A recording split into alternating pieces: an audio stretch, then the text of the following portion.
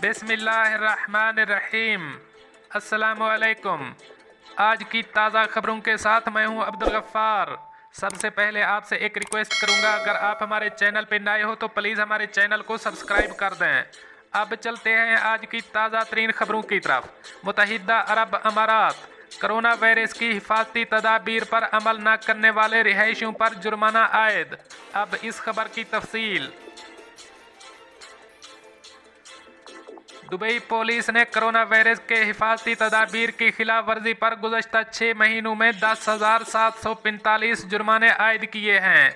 ये जुर्माने नवंबर 2020 से मई 2021 के दौरान जारी हुए, जिसमें अवामी मकामात और निजी ट्रांसपोर्ट में मास्क न पहनने, समाजी फासला बरकरार न रखने और दीगर खिलाफ वर्जियाँ शामिल हैं। 96,885 अफराद को मॉनिटर किया गया ताकि हिफाजती इकदामात किए जा सकें।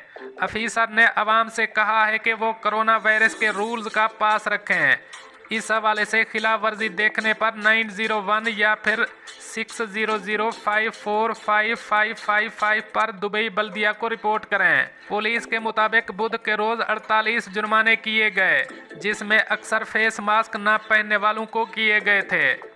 अब चलते हैं हमारी अगली खबर की तरफ।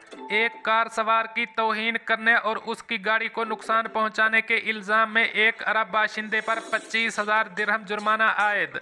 अब इस खबर की तफसील। एक कार सवार की गाड़ी में जानबूझकर गाड़ी टकराने और फिर इसकी तौहीन करने के इल्ज़ाम में अदालत ने एक नौजवान को मुतासरा शख्स को 25,750 दिरहम बतौर हर्जाना अदा करने की सज़ा सुना दी। अल ऐन की इब्तदाई अदालत गाड़ी को नुकसान पहुंचाने और ड्राइवर की बेइज्जती करने के इल्ज़ाम में कसूरवार साबित होने के बाद अरब बाशिंदे को हुक्म दिया कि वो मुतासरा शख्स को पहुंचने वाले नुकसान की भरपाई के लिए हर्जाना अदा करे। अदालती रिकॉर्ड के मुताबिक मुतासरा शख्स ने इस वाक़े में खुद को पहुंचने वाले इखलाकी और जिस्मानी नुकसान की भरपाई के लिए मद्दा अलैह के खिलाफ 51,000 दिरहम हर्जाने का मुकदमा दायर किया था। मुतासरा शख्स ने अपनी दरख्वास्त में मौक़िफ़ इख्तियार किया था कि वो अल ऐन की एक सड़क पर ड्राइव कर रहा था। जब उसने लेन तब्दील की तो इसी लेन में मद्दा अलैह की गाड़ी भी थी, जिसके बाद मद्दा अलैह ने उसका पीछा किया, गाड़ी को मुतासरा शख्स की गाड़ी के साथ टकराया और बार बार हेडलाइटें चलाईं। जब दरख्वास्त करंदा ने गाड़ी रोकी तो मद्दा अलैह ने इसकी बेइज्जती की और जानबूझकर गाड़ी इसकी गाड़ी से टकरा दी। दरख्वास्त गुजार ने मौक़िफ़ इख्तियार किया था कि मद्दा अलैह ने इसकी जान को ख़तरे में डालने के साथ साथ इसकी बेइज्जती भी की, जिससे इसकी साख को नुकसान पहुंचा। जिसके बाद अदालत ने एक मकैनिक को गाड़ी के मुआयने के लिए तैनात किया, जिसने अदालत को बताया कि दरख्वास्त गुजार की गाड़ी इसी वाक़े में मुतासर हुई है और गाड़ी की मरम्मत के लिए 5,000 दिरहम खर्च आएगा। ताहम अदालत ने फरीकैन को सुनने के बाद मद्दा अलैह को हुक्म दिया कि वो दरख्वास्त कनिंदा को 20,000 दिरहम इसको पहुंचने वाले इखलाकी और जिस्मानी नुकसान की भरपाई और 5,750 दिरहम इसकी गाड़ी को पहुंचने वाले नुकसान की भरपाई के तौर पर अदा करेगा और इसके अलावा अदालती अखराजात भी अदा करेगा। अब चलते हैं हमारी अगली खबर की तरफ। UAE 6 मिलियन दिरहम से ज़ायद मालियत की गाड़ियां चोरी करने के इल्ज़ाम में अरब और एशियाई बाशिंदों पर मुश्तमिल गिरोह गिरफ्तार। अब इस खबर की तफसील।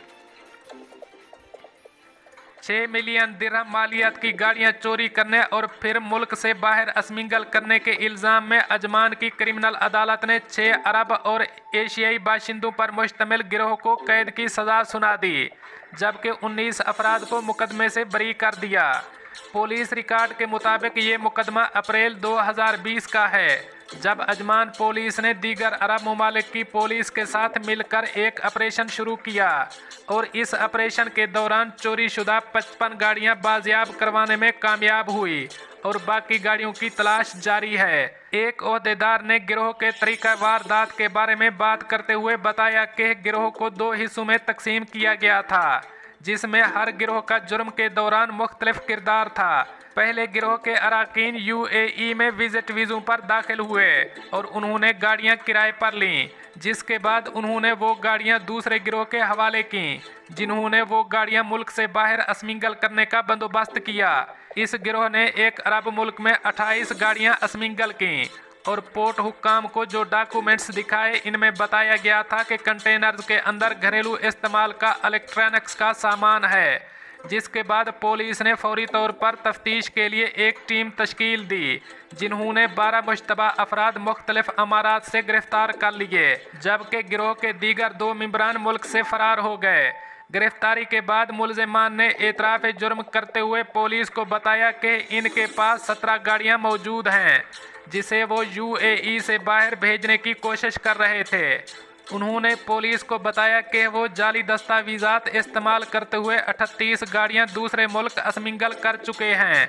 जिसके बाद पुलिस ने अजमान पोर्ट हुक्काम से रब्ता किया और उन्हें 17 गाड़ियों की स्मगलिंग के बारे में आगाह करके इन गाड़ियों को स्मगल होने से रोक दिया। मजीद बरा पुलिस ने इस मुल्क से भी रब्ता किया जहां पहले ही 38 गाड़ियां स्मगल की जा चुकी थीं। अब चलते हैं हमारी अगली खबर की तरफ। Digital vaccine passport corona testing का बेहतरीन मुतबादिल है, दुबई एयरपोर्ट चीफ। अब इस खबर की तफसील। दुबई एयरपोर्ट के चीफ पॉल ने कहा है कि वैक्सीन पासपोर्ट ट्रेवल कॉरिडोर्स को दोबारा बहाल करने के लिए एक तवील मुद्दती हल है। अरब न्यूज़ के मुताबिक एयरपोर्ट चीफ ने CNN को इंटरव्यू देते हुए कहा है कि इस डिजिटल सिस्टम के ज़रिए तमाम मुसाफिर एयरपोर्ट पर बगैर किसी परेशानी के सफ़र करने के अहल हो सकते हैं।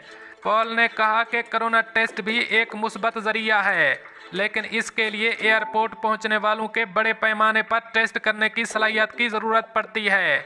वैक्सीन पासपोर्ट के निज़ाम के बाद किसी मुसाफिर के कोरोना के ज़ाती टेस्ट की ज़रूरत नहीं रहेगी, जिससे ये डिजिटल निज़ाम ज़्यादा मौसर साबित होगा। उन्होंने कहा कि अगर हम इस ज़ाती नकलो हमल की जानिब जाना चाहते हैं, जिसे हमने गुज़श्ता 1 साल से ज़ायद अरसे से छोड़ा हुआ है, तो मेरे ख्याल में वैक्सीन पासपोर्ट इस तरफ जाने का वाहिद रास्ता है।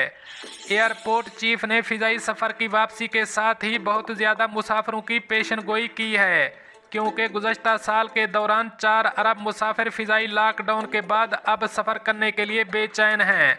दरीं असना मुत्तहिदा अरब अमारात ने हाल ही में इटली के साथ सफरी राहदारी का मुआहदा किया है, ताकि दोनों ममालिक के माबैन फ़िज़ाई सफ़र की इजाज़त दी जा सके। वाज़ेह रहे कि सन 2019 में 22 लाख से ज़्यादा मुसाफिरों ने इस एयरपोर्ट से ट्रांजिट और बराह रास्त सफ़र किया। पॉल ने तवक्को ज़ाहिर की है कि मुत्तहिदा अरब अमारात यूरोपीय यूनियन और अमेरिका के साथ मिलकर करंतना के बगैर ट्रेवल कॉरिडोर्स को मज़ीद महफूज बनाएगा, ताकि मुसाफिरों को सफरी आसानियों में मदद मिल सके। दोस्तों, ये थी कुछ आज की ताज़ा तरीन अपडेट्स जो मैंने आपके साथ शेयर की। मिलते हैं अगली खबरों के लिए, तब तक मुझे दीजिए इजाज़त। अल्लाह हाफ़िज़ नासिर।